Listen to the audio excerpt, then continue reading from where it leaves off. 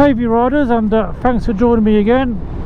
Today I'm on the Triumph Speed 400, another bike I've been looking forward to test riding. I was on the Scrambler 400 earlier, and I'm on this little beauty. Picked her up from Pure Triumph in Wellingborough. That's alright mate, I'm not coming. Ouch!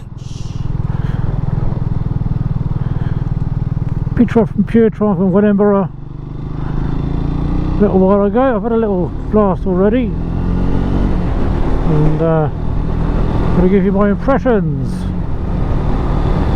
So first things first, as with the Scrambler, lovely riding position. It's slightly more sporty, but this is, for me, it feels bang on. Your knees aren't bent, there's no pressure on my wrists, everything feels really natural. This is a lovely place to be.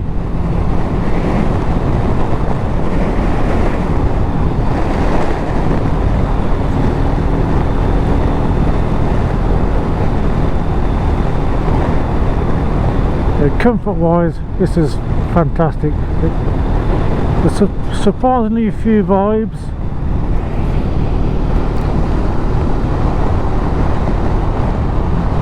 The seat is plush.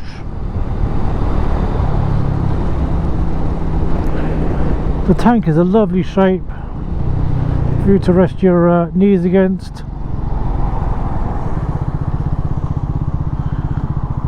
Yeah, lovely place to be.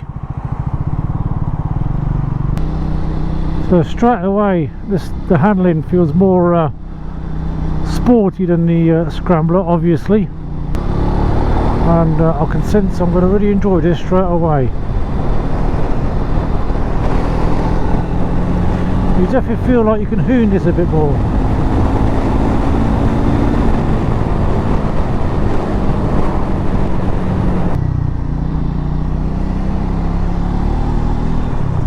As with the Scrambler, it's not too bad in the way of wind blast either, surprisingly.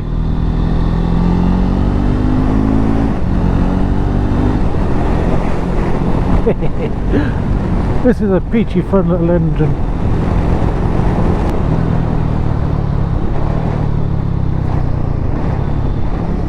So it is quite low geared.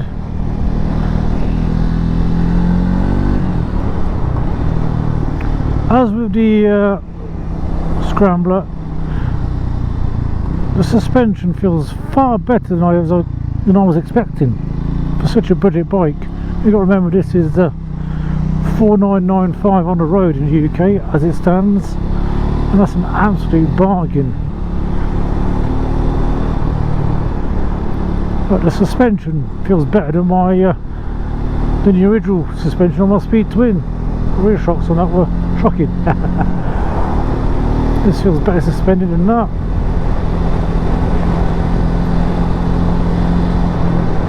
Get a good feel for everything the bike's doing. Tyres are Pirelli, I'm not sure exactly which ones. We'll have a look and a walk around.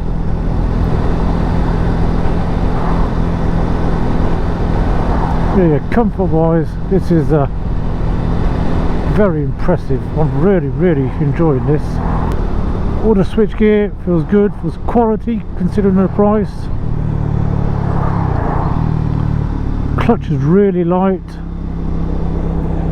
Everything from like the indicator switches, everything feels nice to use.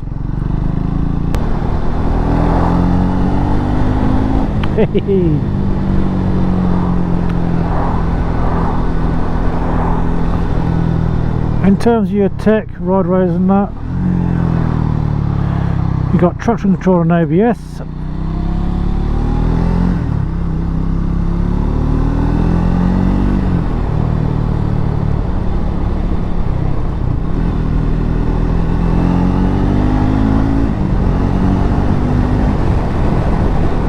and I didn't feel anything kick in on the Scrambler earlier. I don't expect anything to change on this.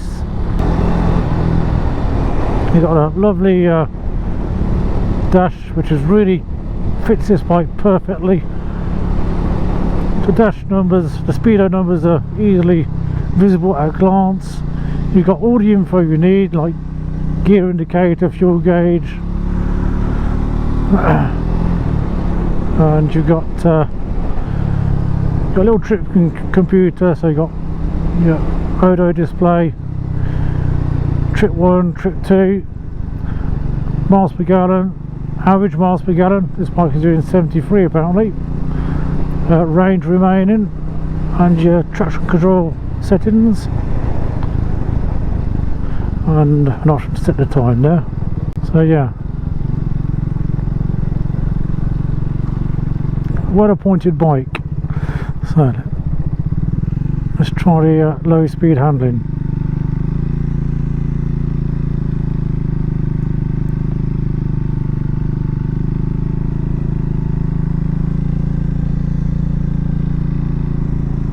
It's really sweet. This will be again a fantastic commuter bike.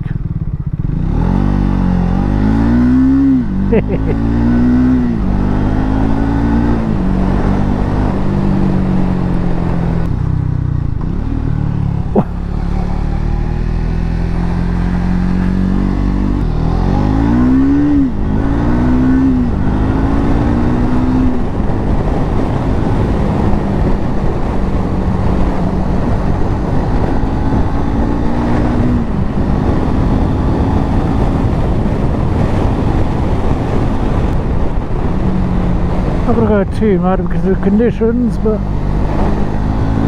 how do you handle the bends?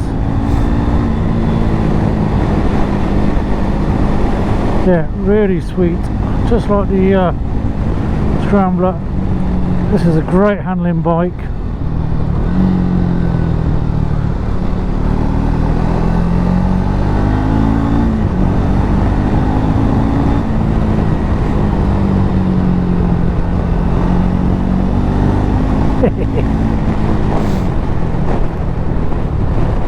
Very confidence inspiring. So you're getting a good feel for what this bike is doing, good feel from the chassis. Tyres are pretty good considering the conditions as well. Mirrors look really nice as well. They suit the bike really well. And I wouldn't say they're the best for visibility, but you can just about see what's happening behind you.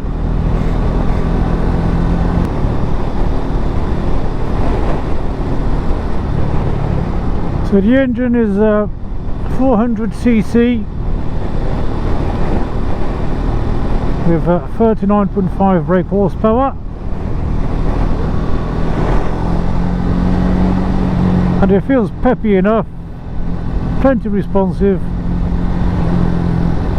and it's also fairly flexible.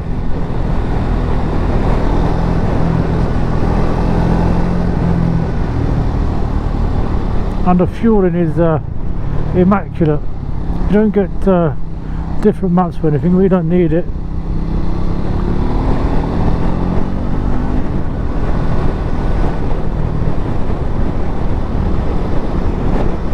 You got ride-by-wire throttle. There's another on-off fitting you get from some fuel-injected bikes. Has to be said, the gearbox is incredibly slick. I noticed that on a Scrambler earlier, but yeah, it's smooth as you like. Very impressive for a bike at this price point.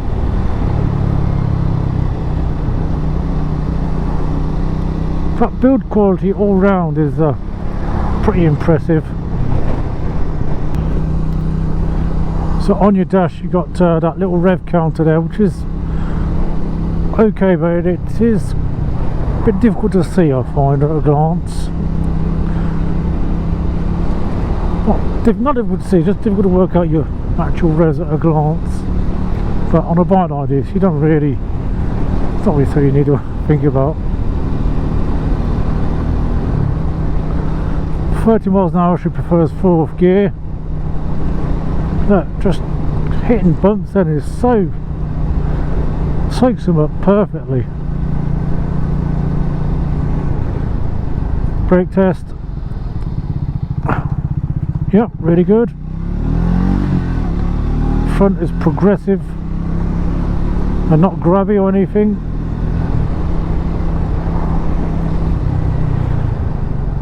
Well, rear's alright actually. The rear brake feels better than the scrambler.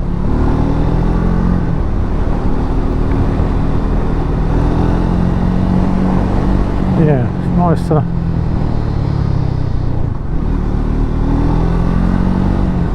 Nice and progressive. Not grubby at all. Perfect for a bike aimed at newer riders.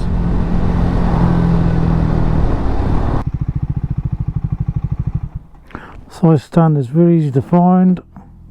There's a decent lug on there. Neutral's a doddle. Off we go. Right, let's have a little walk around.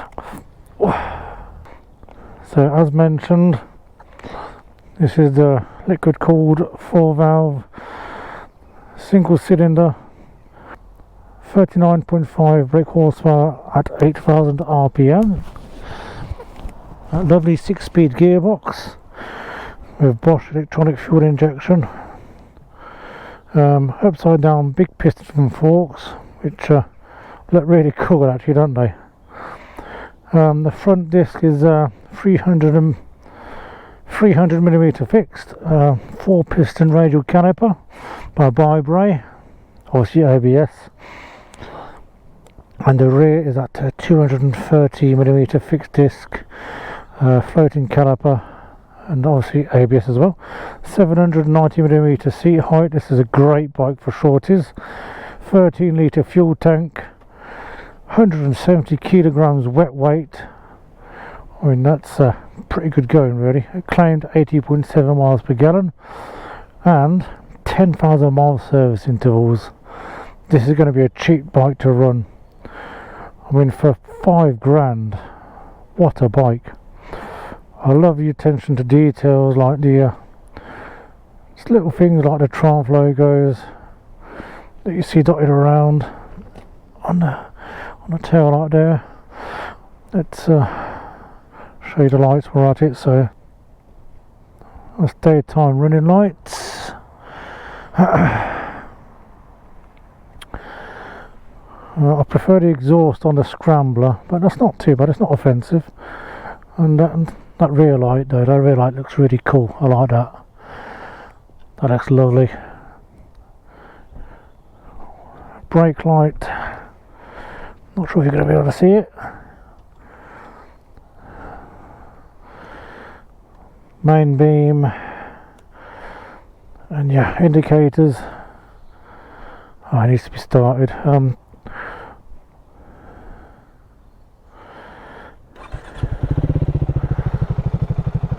That's your main beam, and that's your full beam. What I like is that the headlight flasher is actually independent now. On previous Triumphs with LED lights, when you flash, you have to turn it back off again. So that's a bit of a bonus. Build quality again looks fantastic. Everything from like the welds, the paint finish, everything you touch, everything feels much more quality than you expect at the price point. Yeah, this is a lovely looking bike. A nice little screen on the front there would really set it off, I think. So the big question with these is, I reckon a lot of them are going to be used for commuting because they're so cheap to run, and how would that finish on the engine, for example, or how would that last over a few British winters. We shall see, but first impressions, yeah, really good. Oh, the rear shock, I can't really see. Well, I believe it is adjustable for preload, yeah. And obviously no adjustability on the front, but yeah, you're not going to expect that. One thing I just noticed actually, you even have a USB charging point there, just under the speedo. What a well thought out bike this is. Fantastic. I'm really impressed, I have to say. Okay, let's get on and ride some more. Okay, so swinging your leg over the Speed 400 is easy. It's such a low seat height. I'm 5'10" and I'm easily flat-footed on this. So this is going to be a great bike for short people or not to paddle around. Yeah, that is so light.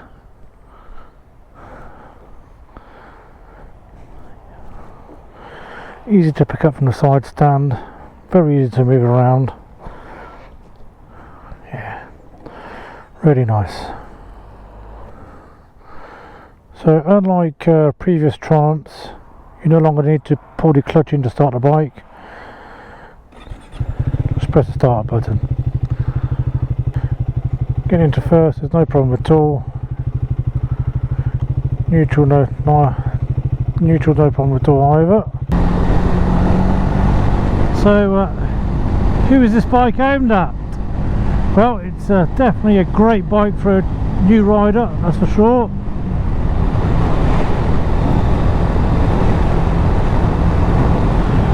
And it would make a fantastic commuter. So yeah, if you do a long commute particularly, although you might not have the weather protection, the running costs are going to be really low. So if you commute into London, for example, it's going to be perfect for that.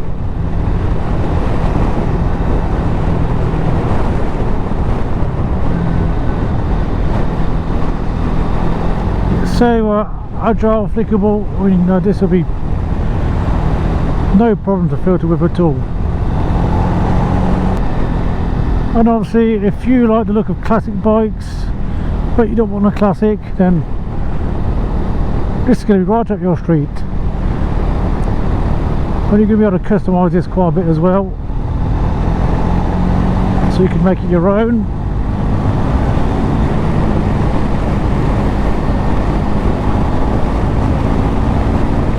If you want a second bike to bimble about on and push to the limit without risking your licence, it's going to be perfect for that too.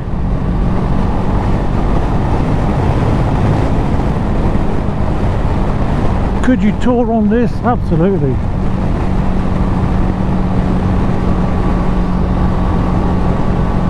As I said, I find it really comfortable. I mean, even the wind blast is bearable. It's not that bad. Strap some luggage on the back of here. As long as you're not doing motorway miles, well, not many anyway, you'll be fine.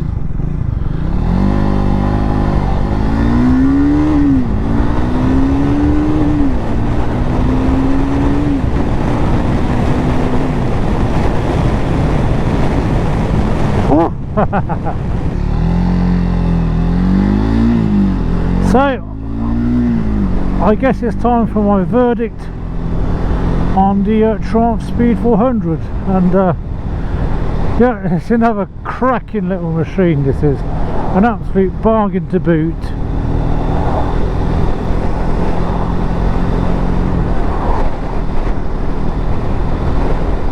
I mean, £5 for all this bike is fantastic. I actually prefer it to the Scrambler. To be honest. This really does suit me down to the ground. It's well built, well spec'd, handles beautifully. I mean, what's not to like? It's you know, I'll try and not come across as biased, because I know I am a Triumph fanboy, but it's such a great bike. It really is. It really is worthy of the hype. So yeah, my final verdict is, what a great machine. Well done, Triumph. And I look forward to see what else they come up with on it, with this platform.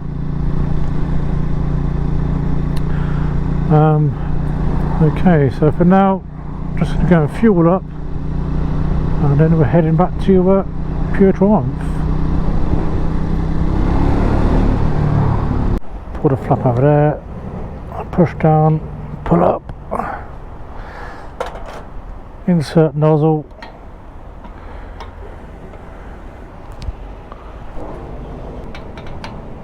goes all the way in, very nice.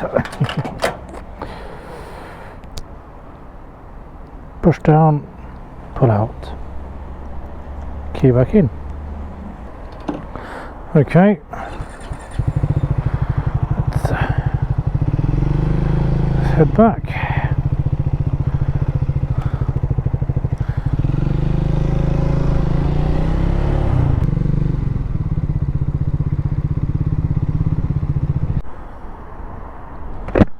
And we're back, and I've managed to do 73 miles per gallon over that little trip.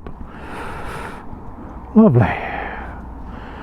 Thanks for riding with me, riders. See you on the next one.